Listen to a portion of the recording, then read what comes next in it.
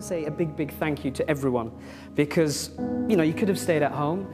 Most people are probably waking up right now. And I remember my teacher said to me when I was 18 years old, he said, the mark of a leader is someone who shows up. Someone who shows up to training, courses. And he said 80% of success is about just showing up. What's the secret of me winning all these fights? There's no secret. I'm just in the gym 8 hours a day. I ain't got a magic pill I take. I ain't got nothing.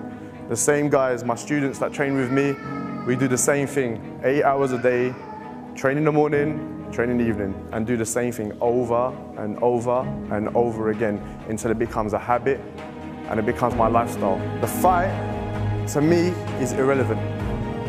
What happens is you got to enjoy the process. You got to enjoy the 14 weeks of training. So anything that you're doing, so if it's Melissa, she's in the studio, she's got to enjoy being in the studio. If you guys want to do law, accountancy, anything you want to do, you got to enjoy the process. Don't worry about the money, that will come. Don't worry about the status, that will come. Because if that's what you want, then you can be a drug dealer and you'll get money. Because it's short-lived, you get quick money, yeah?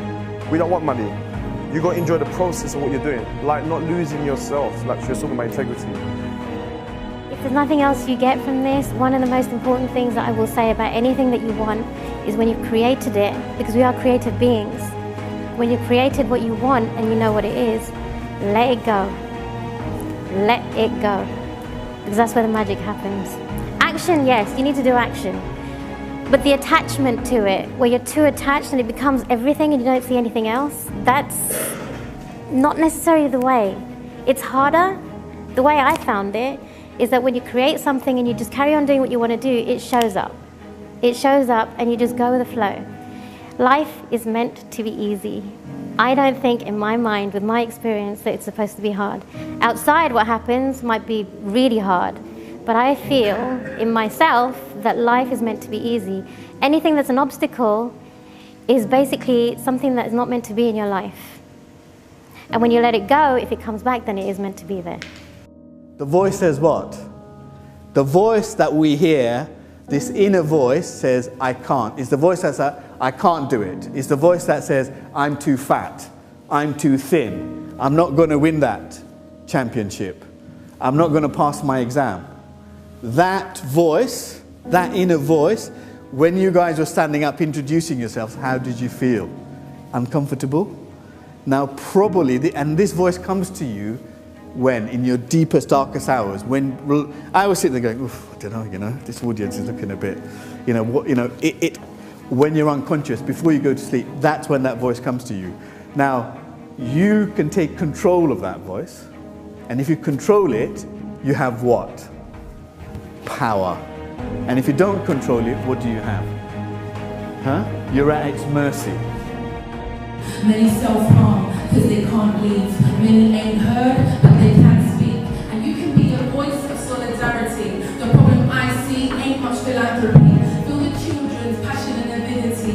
Salute to those who I know that's Bangladeshi. And I'm sorry if back home you've got a family. In poverty, your young ones have gone dandy. Donate for a village to start therapy.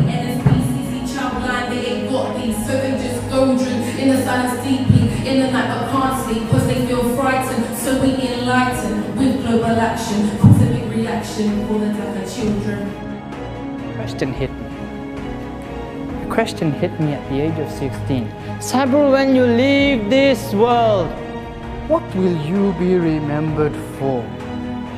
Now, how many of us actually ask ourselves this question? When you leave this world, what will you be remembered for? Now, we don't even give that a thought. To the rest of the world, we are just another statistic. To the rest of the world, people don't even know we exist.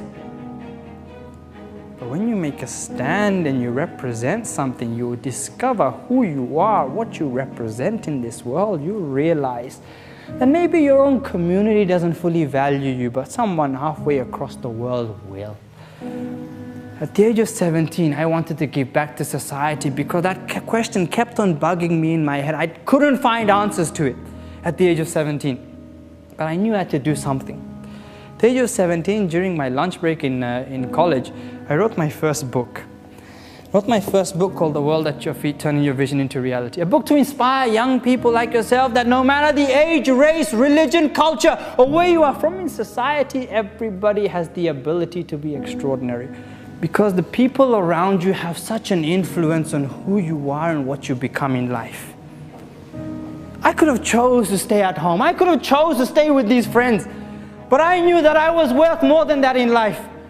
That when you hang around with people who are forward thinkers, who have that positive mentality, who want to go out there and accomplish something so big in life, you will realize that not only do you evolve as a person, you get to pick their brains and learn everything they've learned. The two main fundamental skills within leadership. You've heard of vision and things like that.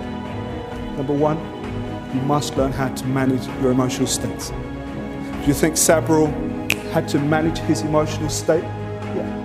Do you think Brother Carly, what's the first question everybody asks? How do you manage your fear when you're about to go in the ring? You're like, well, it isn't what you do in the ring. It isn't what you do here when you're speaking. It isn't what you do as a teacher when you're in the classroom. It's what you do all the other time. And managing your emotional states is the number one thing you could do. If you don't take what everybody has said, if you just sit here and go, he's really smart, he's inspirational.